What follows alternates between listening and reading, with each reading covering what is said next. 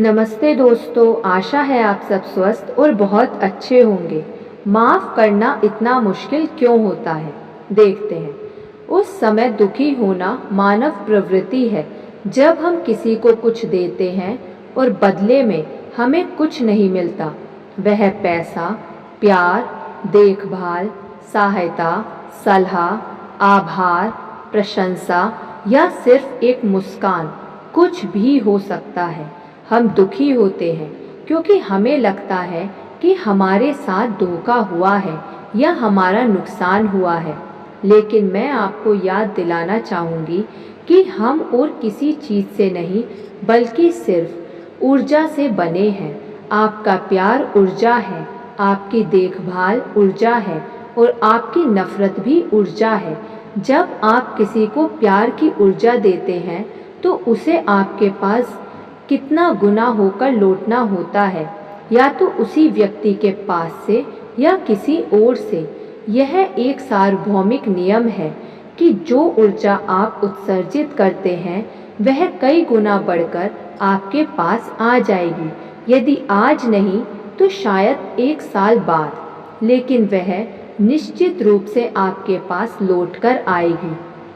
हम प्रेम भरी बाल्टियां नहीं हैं जो समय के साथ खाली हो जाएंगी, बल्कि हम प्रेम के महासागर हैं, असीमित।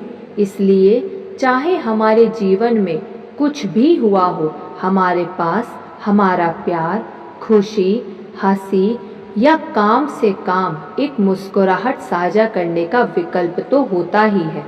आप देखेंगे कि जितना अधिक आप बांटते हैं उतना बेहतर महसूस करते हैं। आज से ही दूसरों को देना शुरू कर दें जो आप अपने जीवन में वापस चाहते हैं। लोगों को उस तरह प्यार करें जिस तरह आप खुद प्यार पाना चाहते हैं। उन चीज़ों के बारे में चिंता ना करें जो आप जीवन में खो चुके हैं या भविष्य में खो सकते हैं। अंत में आपके पास ना कुछ घटता है और ना बढ़ता है, क्योंकि आपका खाता ब्रह्मांड द्वारा प्रबंधित होता है। और लाख रुपए का तथ्य ये है कि ब्रह्मांड कभी गलत नहीं हो सकता, वह कभी छुट्टी पर नहीं जाता। इसलिए जितनी बार आप ऊर्जा बाहर देंगे, आपका खाता अपडेट कर दिया जाएगा। जीवन के जोड़ घटाव समझने के बाद क्या माफ़ी एक आसान काम रह जाती है? बिल्कुल नहीं।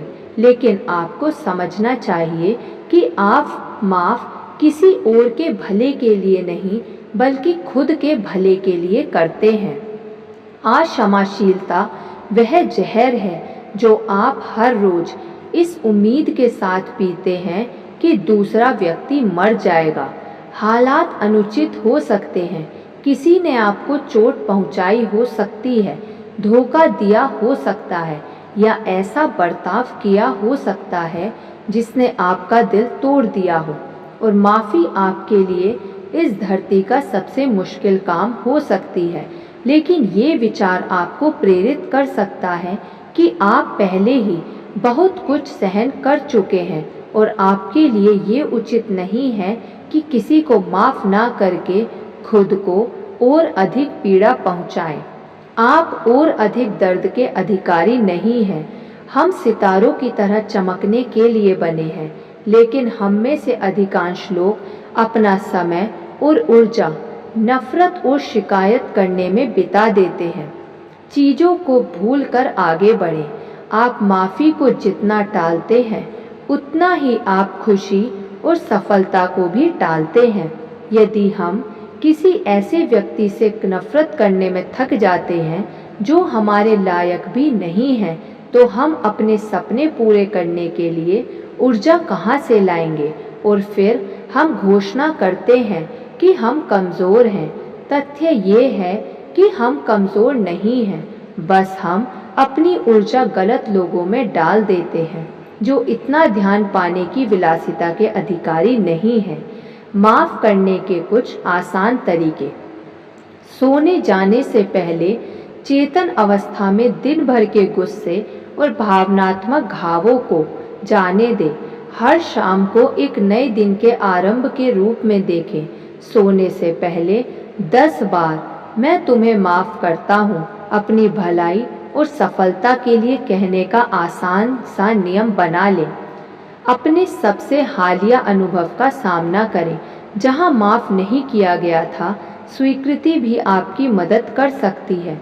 जब आप माफ़ नहीं कर सकते तो भूल जाएं, क्योंकि समय आपको स्वस्थ कर देगा।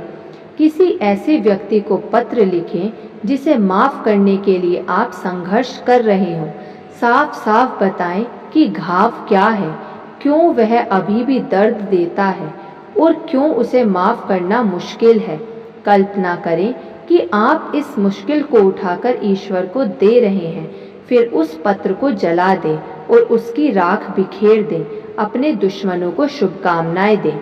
मैं चाहती हूँ कि आप ये छोटा सा अभ्यास करने का प्रयास करें।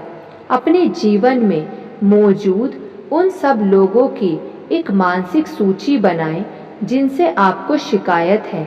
अपनी आंख बंद करें और कल्पना करें कि ऊर्जा का एक नकारात्मक आपको उस व्यक्ति से जोड़ रहा है। अब एक गहरी सांस लें और देखें कि वह कार्ड कट रहा है और आप दोनों कोमलतापूर्वक अलग हो रहे हैं तथा नकारात्मक ऊर्जा के बंधन को तोड़ रहे हैं। निरंतर ऐसा करते रहें जब तक कि आपको ऐसा ना लगे कि आपने इस अनुभव को मुक्त कर दिया है। चुपचाप दोहराएं, मैं आज़ाद हूँ। इस मुक्त करने की प्रक्रिया को आवश्यकता अनुसार दोहराते रहें और अपने जीवन में आते बदलावों को देखें। हमेशा याद रखें, माफ़ी माफ़ करने वाले के लिए होती है। धन्यवाद।